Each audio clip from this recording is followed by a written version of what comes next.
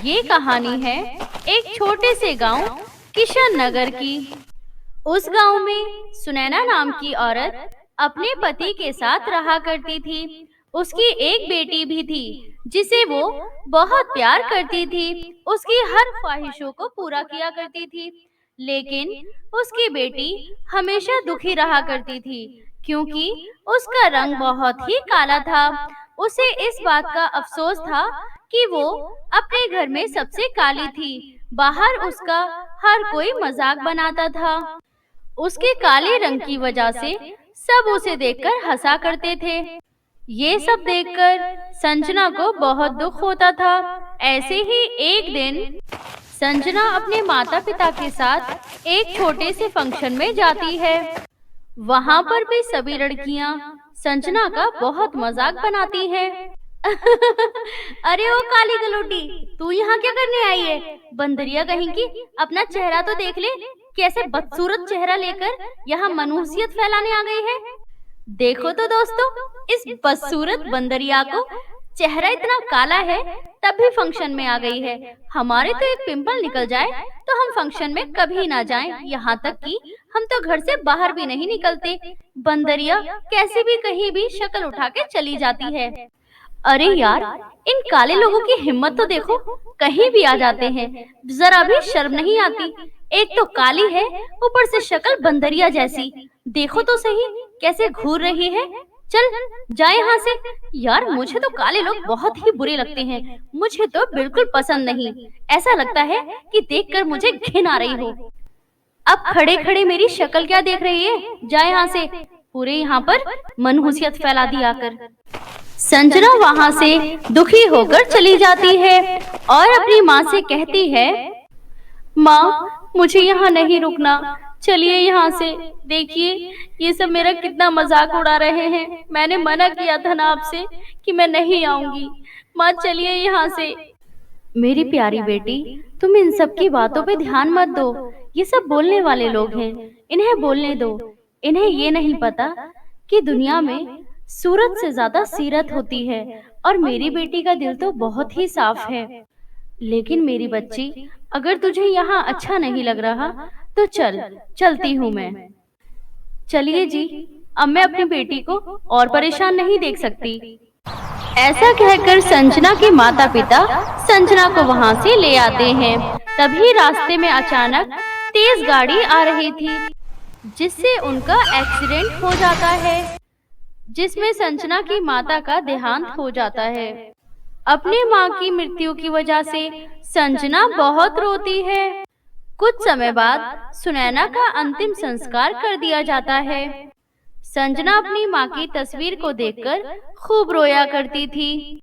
कन्हैया को बहुत दुख होता है कि वो अपनी बेटी के लिए कुछ नहीं कर पा रहा है और उसे ये महसूस होता है कि वो अपनी बेटी की जिंदगी में कुछ भी कर ले, लेकिन एक माँ की कमी कभी पूरी नहीं कर पाएगा। ऐसे ही कुछ महीने बीत जाते हैं। एक दिन कन्हैया शीला नाम की औरत से दूसरा विवाह कर लेता है। शीला की अपनी एक बेटी भी थी जिसका नाम कंचन था। कंचन दिखने में बहुत ही खूबसूरत थी। तभी कन्हैया अपनी दूसरी पत्नी शीला से कहता है, शीला, मैंने तुमसे दूसरी शादी इसीलिए की है ताकि तुम मेरी बेटी संजना को कभी भी उसकी माँ की कमी महसूस ना होने देना। समझ रही हो ना तुम मैं क्या कहना चाहता हूँ? अजी, आप चिंता ना करें। मैं आपकी संजना बेटी को इतना प्यार करूंगी कि वो अपनी पहली माँ को भूल ही जाएगी। मुझे सब समझ में आता है। क्या आप मुझे बेवकूफ समझते हैं जी? क्या मैं ना समझ दिखती हूँ आपको? हाँ। शीला अपनी बातों से कन्हैया को यकीन दिला देती है, पर किसी को क्या पता था कि वो धीरे धीरे अपना रंग दिखाना शुरू कर देगी। कन्हैया के सामने तो शीला संजना से बहुत प्यार करती और जब कन्हैया अपनी ड्यूटी पर चला जाता तो वो संजना को अपना असली रूप दिखाती। काली कलूटी, मनहूस, बदसूरत, तेरा बाप पूरे 1 साल के लिए गांव से बाहर गया है। अब मुझे चैन की सांस आएगी। अब मैं जी भर के तुझसे काम करा सकती हूँ, तुझे मार सकती हूँ। तेरे बाप के सामने तो मुझे तेरी चमचागिरी करनी पड़ती थी। काली कलोटी कहीं की मनहूसियत फैलाती रहती है हर जगह पर। हाँ। माँ, मुझे तो समझ में नहीं आ रहा है कि आप ये सब दिखावा क्यों कर रही हैं। आप मेरे सामने तो कुछ और हैं और पिताजी के सामने कुछ और। आप पिताजी के सामने मुझसे प्यार करती हैं और उनके जाते ही मुझ पे अत्याचार करना शुरू कर देती हैं। हाँ माँ, ये कैसे जुबान चला रही है आपके सामने। माँ, इसे आप फटाफट सीधा क्यों नहीं करती। इसकी जुबान चलने लगी है, काली बंदरिया कहीं की। दोनों माँ बेटी संजना की खूब पिटाई करती हैं। अब संजना को घर का सारा काम करना पड़ता था। ऐसे ही कुछ महीने बीत जाते हैं।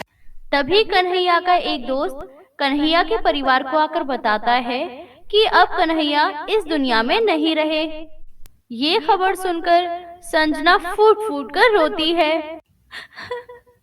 ये नहीं हो सकता पिताजी, आप मुझे छोड़कर नहीं जा सकते। आप मुझे अकेला नहीं छोड़कर जा सकते पिताजी। पिताजी। मनहूस, तेरा बाप मर गया, अब वो वापस तो नहीं आ सकता। मुझे तो बहुत खुशी हो रही है। अब इस घर की मालकिन सिर्फ मैं अकेली हूँ। अब इस पूरे घर पर राज करूंगी। सारी धन दौलत, सारा बिजनेस, सब कुछ मेरा है। मुझे तो बहुत खुशी हो रही है।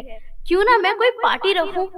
और काली बंदरिया, तू रो रो कर मनहूसियत क्यों फैला रही है। जा यहाँ से और जाकर सारा काम कर घर का। संजना बेचारी रोते हुए खाना बनाने चली जाती है। ऐसे ही एक दिन शीला संजना के पास आकर कहती है, कल घर में पार्टी है और मेरी बेटी ने एक बहुत अच्छे बुटीक में अपना गाउन सिलवाया है। तू जल्दी से जा और वो गाउन लेकर वापस आ और 1 घंटे के अंदर ही अंदर आ जाना, समझी। संजना अपनी सौतेली माँ की बात मान जाती है और भागती हुई उस गाउन को लेने बुटीक पर जाती है और गाउन लेकर घर आने लगती है कि तभी उसे जोर जोर से किसी के चिल्लाने की आवाज आती है। अरे रे रे रे, बचाओ मुझे। अरे कोई तो है जो बचा लो मुझे। मुझे तैरना नहीं आता। बचाओ मुझे, मैं डूबकर मर जाऊंगी। बचाओ मुझे। संजना दौड़ती हुई उस तालाब के पास जाती है और तालाब में कूदकर उस बूढ़ी औरत की जान बचा लेती है। तभी वो बूढ़ी औरत संजना से कहती है,